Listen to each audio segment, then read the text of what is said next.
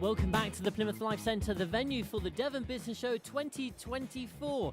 It has and continues to be a action-packed, full of action event today. Not least of all, including all the podcasts that we've been doing throughout the day.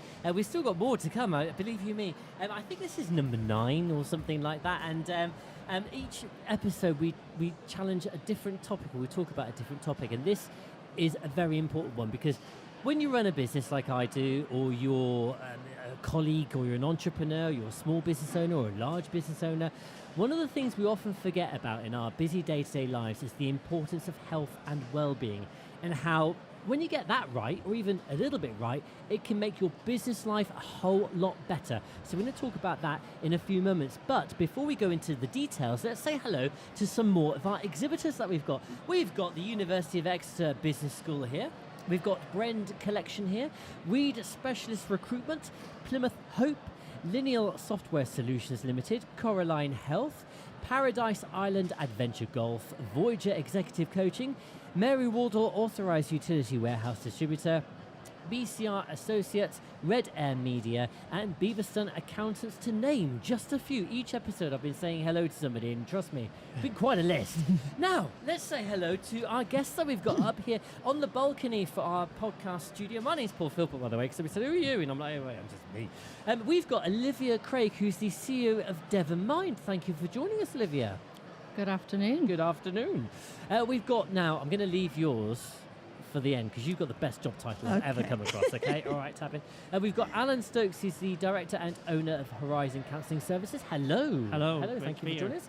You're going to get me to divulge on my innermosts, aren't you, probably? We should try. Yeah, I don't advise it. Now, I mentioned about a great job title. This lady is known as an alcohol freedom expert. That's me. From wine to water coaching. We say hello to Tabin Allman. Hello, Tabin. Hello. Good to be here. Would you feel put on the spot awfully if I asked you what an alcohol freedom expert is? Not at all. What's an alcohol freedom expert? I coach people who are addicted to alcohol or have alcohol dependence to some degree. It's kind of on a spectrum. And rather than use the word sober, which sounds boring and dull and something that nobody wants to be, I refer to it as being alcohol-free. And I am an expert in it, having been an expert in the addiction side of things too. So I had a problem with alcohol, managed to get free of it, and I now help other people. And that turned into more of a corporate-facing business as well as the one-to-one coaching. Now, this can be quite a challenging topic to anyone who's a business leader. For sure. Running a small... In fact, anyone who's probably in the driving seat of whether it's a business or a family or indeed their own personal lives. A lot of individuals turn to alcohol as a method of relief. You're absolutely right. I mean, society tells us that it's a way of coping with stress. And when I talk to clients and say, so, talk me through what was going through your head when you picked up that glass of wine last night. Oh, I'd had a tough day. I just wanted to relax and unwind. But the reality of the chemical reaction of alcohol in the body is that it does the exact opposite. Drinking alcohol, in the initial 20 to 30 minutes, you get a rush of dopamine, which is nice, and that's why we all drink. But then afterwards, once the alcohol's in the bloodstream, there's a counter chemical called dianorphin, which is a sedative and a depressant. So you depress your central nervous system. You also cause mental depression, emotional depression, and sedation, depending on how much you drink, to the point you may just pass out. And then the body overreacts to that by releasing, it stimulates the adrenal gland, and you get cortisol and adrenaline, which is why very often after drinking, you may wake up at 3 or 4 in the morning with the sort of racing heartbeat and all that sort of stress and anxiety and feeling of doom. But it also explains the phenomenon of hangxiety, which is real. It's a biological phenomenon. It's not just in our heads. It really does exist. After drinking, people are much more stressed and anxious. So, yeah, that's the chemistry lesson in a nutshell. I'm going to be open. I do like the odd glass of wine or the odd... But yeah, you see, you're nodding at the end there. It's like, yeah. And it's fair to say you're not telling everyone to give up alcohol, are you? Absolutely not. No. So when do you know you've crossed that line? I think when alcohol becomes a preoccupation for you, I would go out to dinner and stare at the other end of the table where the wine was and kind of wish it to levitate itself towards my glass. I was fixated on alcohol. And when it starts to control your thoughts, when you get to 3 or 4 in the afternoon, and even though you said that morning you weren't going to drink, by that stage of the afternoon you're thinking, should I stop at the petrol station and get a bottle of wine? Or if I go for a drink with them, they'll pay, all those sort of things. When your life is revolving around opportunities to drink, even if it's only mentally, that's when alcohol's starting to take a hold. And it's a progressive thing, so you're much better off addressing it early on. And I'm absolutely not about stopping people drinking. And the majority of people can drink in moderation without it ever becoming a problem. But if it's becoming a problem, it's a really good idea to step back for a while. And that's really where I help people. Some people, the majority, I would say, of the people I coach don't go back to it because they just find life so much better without it. Some just moderate thereafter. I have one client who rings me every day on Christmas Day to say, I've got my annual glass of champagne here, Tabin. And that's it. That's all she drinks all year. She's clearly not got a problem anymore, but she just likes the slight little bit of it, I'm in charge here, alcohol, not you. And so she just has one glass a year. It's a key point, isn't it? Absolutely. Who or what is in charge in your life. Yeah. I'm pleased we agree on that, because I've got a wine podcast to record next week. It wouldn't exactly go down very well. But, we laugh and we joke aside. I think one of the most warming things you've said is you've actually utilised personal experiences as a driving force behind what you do, and that is an incredibly private and personally generous thing to do. Yeah, my belief is that there should be no shame or stigma attached to getting addicted to alcohol, because it's an addictive substance that society encourages us heavily to marketed. drink. Really heavily marketed. I worked in advertising. So. Yeah. And I know the tricks that advertisers are using to get people to drink. And they're very skillful. The brightest people in an agency will be put on the booze account. And every agency wants a booze account because they spend a lot of money. But and it's a substance that we're encouraged to drink. For me, I work in advertising, and it's a substance that was one of the big perks, but it was also a requirement. But it was, you should take that kind of courage to do whatever they want, do whatever it takes to make sure they have a good time. And it's a substance that we're encouraged to drink. So we can't then blame people if they get addicted. It's a substance that we're encouraged to substance. Anybody who drinks enough of it will become addicted. It's a substance that we're encouraged who become addicted. There's some degree of sort of emotional pain that we're self-medicating from. That was certainly the case for me. It's a substance that we're encouraged to drink. It used to work, but now it's actually causing more of a problem than it's solving to drink. And for me, it would be very difficult not to own to drink that I had a problem. But I also think it's really good because it means that people who I coach can see that she barely used to have a problem, but now she's fine, she's writing books, she's got a podcast, she's doing this, but there is life after booze. I'm going to bring Olivia into this. Olivia, at Devon Mind, you no doubt see some of the impacts of it's a substance that encouraged to listening to talent talk that really resonates with me because we do see people who come through this with lots of different problems. It's a substance that we're encouraged as a key one. But also, it's a substance that we're encouraged to drink. So, and Kevin is completely right about what's driving that, and the real work that needs to be done, particularly around mental health and well-being, around addressing it's a substance that we're encouraged that's happened to you, that's using this particular purpose. What are you trying to self-medicate for? So we do a lot of work around coping strategies, but looking at people's well-being, not just mental health. We talk about mental health a lot now, don't we? But I think it's very linear, and in some places people are like, oh God, here we go, we're talking about mental health again. But I can tell you, we've got staff here today, and we've had a flow of people through, lots of professionals, exhibitors, other people coming through, and they're like, oh yes, just interested in what you do. And then as an aside, I've lost count of the amount of people who said, oh yeah, well, I've had my own issues, or I know somebody and they won't get help, and many of those have been men. I don't know what the demographic here today is around that. We're terrible. You're terrible. I don't want to bring in the, he, she kind of thing, but men are terrible. Yeah. And so I think there's an awful lot more work to be done around the stigma around it. We talk a lot about it, but actually one of the things here today is around workplaces. Are workplaces really mentally healthy for people? So if somebody does have a single episode in their life, something terrible happens to them, and for the usual word, they have a breakdown, or they've got something going on in their life, how are they supported in a workplace? And Tabin and I were talking about alcohol, and it was really, absolutely somebody could be fired for drinking at work because it's not a potentially protected characteristic, but it's what's driving that. And so we do a lot of work. We do a lot of one-to-one work. We have lots of group work, and we do psychoeducation. It's about giving people back the power over their own life to say, here's some control for you, because we want you to be able to live a life that you're happy with.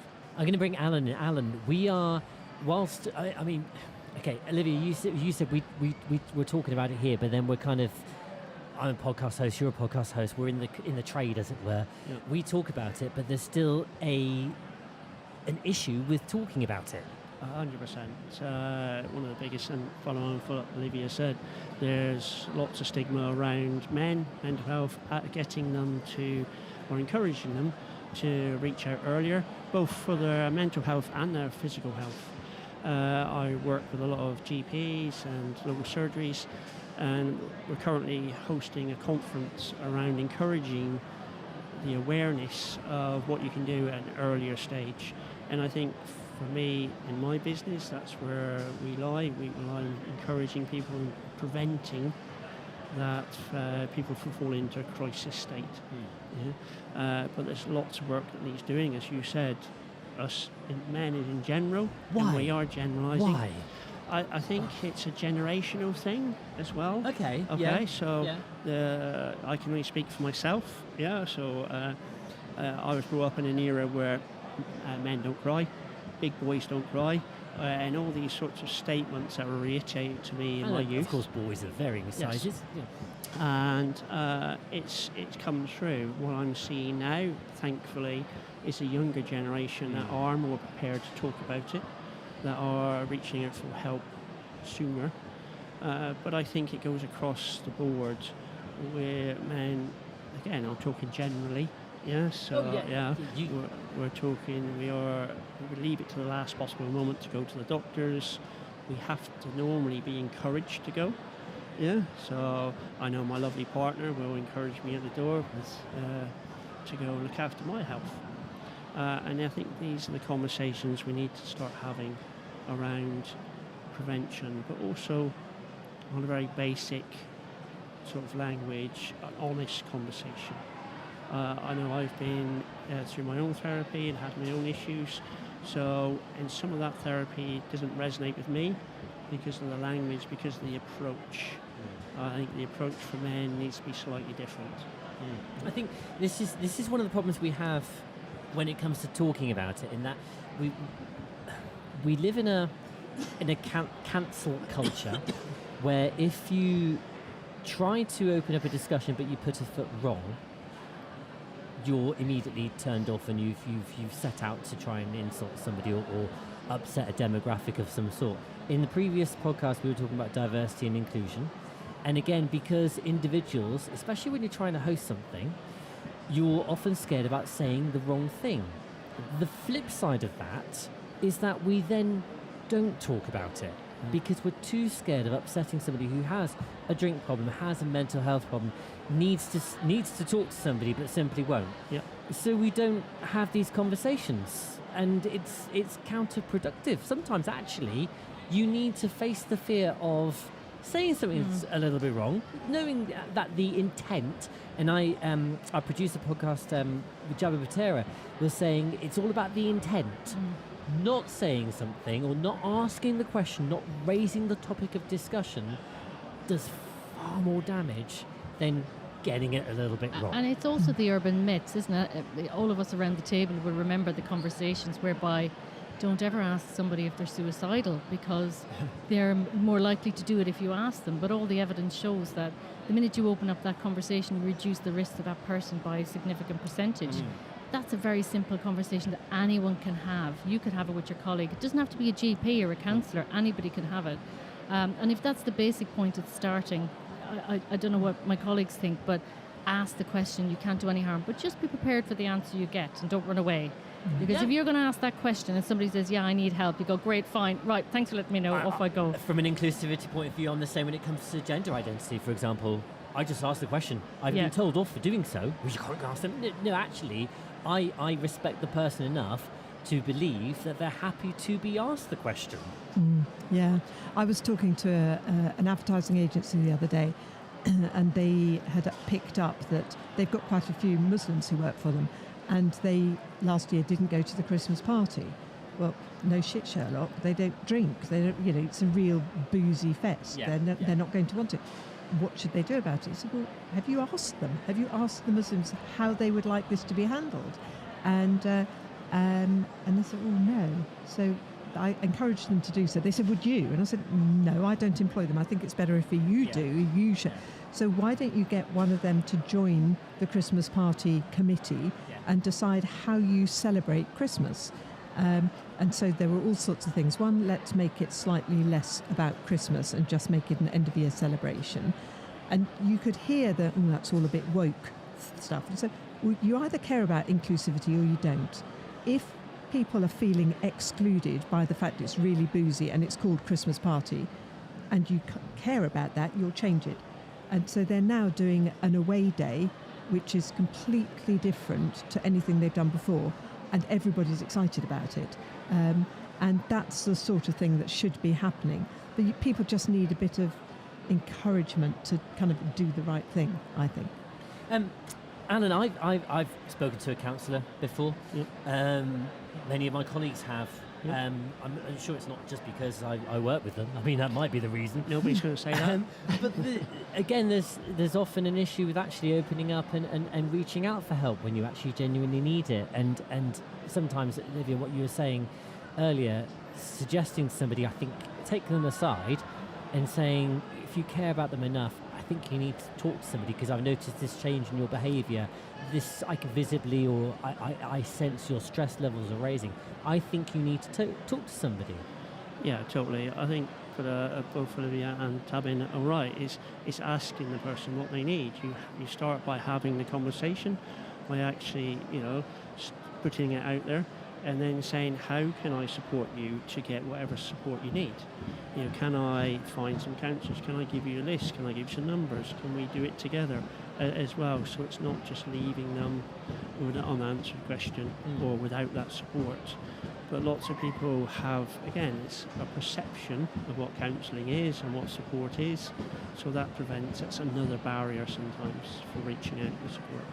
And counselling can be how I handle stress at work, bereavement counselling, family issues, personal fears. There's one thing I say to all of my clients that I work with, and there's lots of types of counselling. The secret really is finding the counsellor that you resonate with, that you can feel relaxed and trust. But also the right type of counselling for you. People, sometimes they might try a different food, and they think, I don't like that, we'll try something else. Unfortunately, it's the same with counselling. I've tried counsellors and had therapy myself. It hasn't worked for me with that particular person. Try somebody else, and that's where it all clicks in and people can start helping. Counselling, from my experience, has a sort of an idea where we look back and we're looking to rake up all the past and everything else. It doesn't always have to be that way. It can be, here's the problem, what do you want to do about it next? And I think more and more, especially men, are leaning into that sort of thing because we're problem solvers in general terms. So I think that helps a lot of men access those things. So how do we as individuals start to get the balance right? And balance means different things to different people. So for example, work-life balance, mental health, the mental strain that you have, balance there. whether you have a drink at the end of a busy day, the connection between having that as a source of unwind, no doubt, as you said yourself, you don't want everybody to cancel out alcohol. You want to get the balance. When is the right point to talk to a counsellor? Getting the balance. How do we? It's a big ask for individuals, isn't it? It's like a $50 million question, isn't it? Because you can answer it now, and we're all going to have our $50 million. Then I think you've got to put yourself first. You've got to be. We talk a lot about self-care, and probably Tabin and Paul do self-care and compassion. Yeah. And this idea that there are quick wins and quick fixes, but you've got to really understand how you take, what drives you, what's in your past that's troubling you.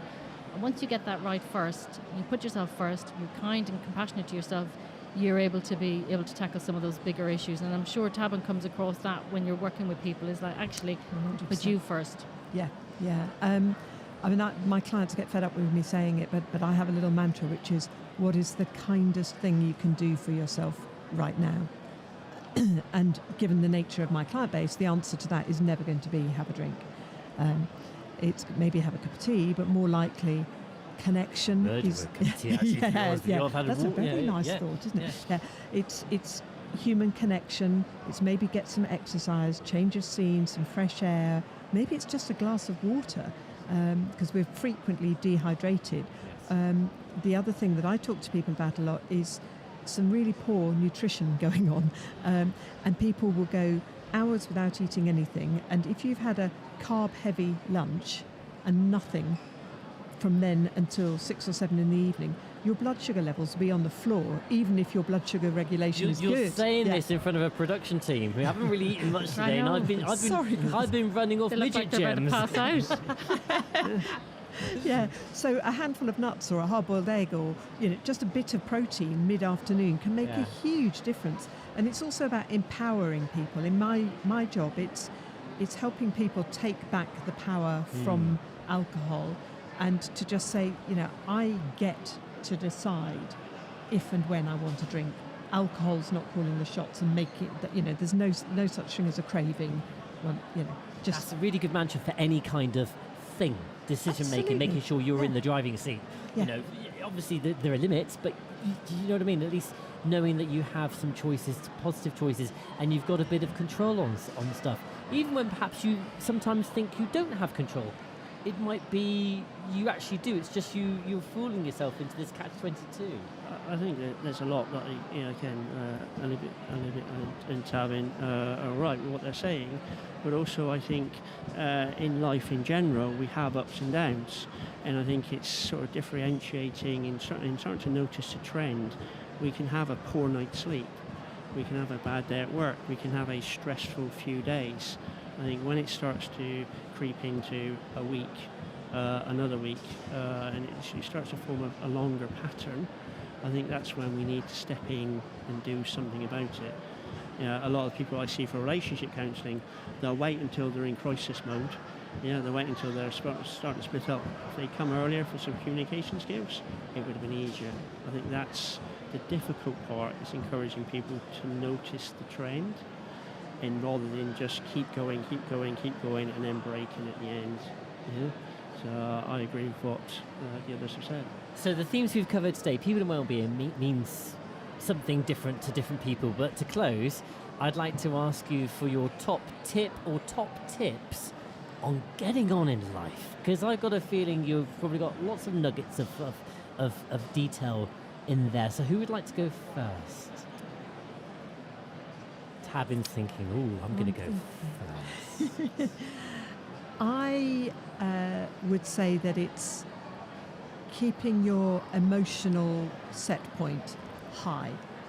We're a bit like sort of fuel tanks in a car.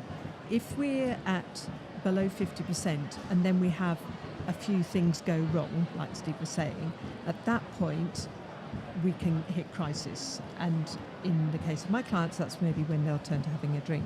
But if we consciously keep our emotional set point well above 50% by looking after ourselves, keeping well connected with people, getting outside, seeing people, being part of a community, etc., we keep ourselves well above 50%, then even if we do take a knock, we'll be okay.